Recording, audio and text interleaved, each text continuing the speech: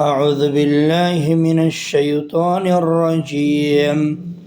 ولئن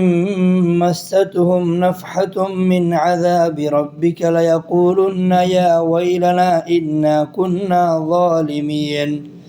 ونضع الموازين القسط ليوم القيامة فلا تظلم نفس شيئا وإن كان مثقال حبة من خردل أتينا بها وكفى بنا حاسبين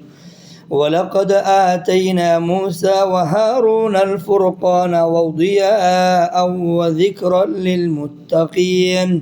الذين يخشون ربهم بالغيب وهم من الساعة مشفقون وهذا ذكر مبارك أنزلناه أفأنتم له منكرون